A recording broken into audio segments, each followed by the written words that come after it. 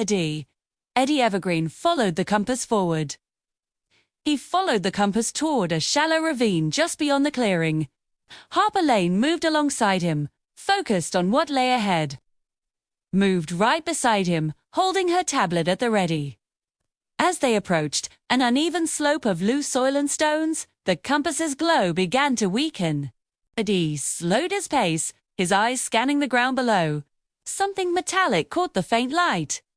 He knelt down and brushed away the dirt, uncovering the corner of an old handheld radio. It was half buried and cracked with age.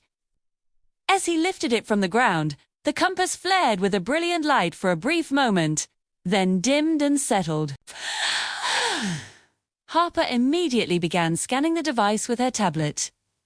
"This model hasn't been functional for years," she noted, her brow furrowed in concentration. Ignoring her comment, Eddie turned the radio's dial.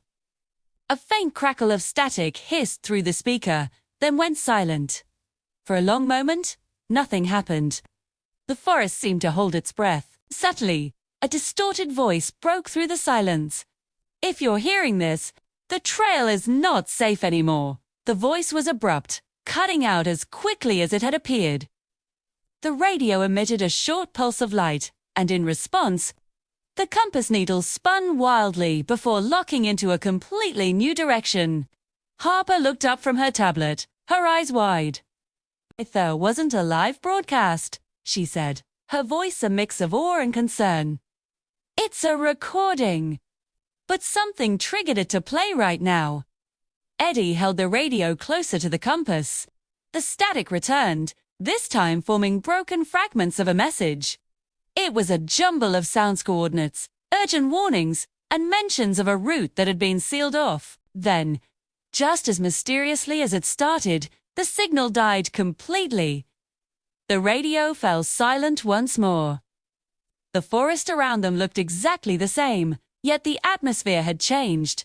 A new tension hung in the air. Something had shifted. Eddie lowered the radio, a heavy understanding settling over him. He looked at Harper, his voice quiet but firm. "This wasn't meant to guide us forward," he said, realization dawning. "It was meant to warn whoever came next."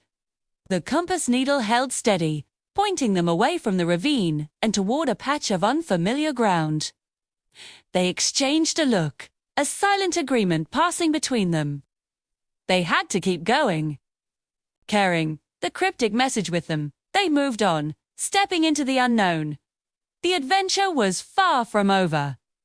In fact, it felt like it had just truly begun. What dangers lie ahead on this new path? Make sure you resubscribed so you don't miss the next chapter in their incredible journey.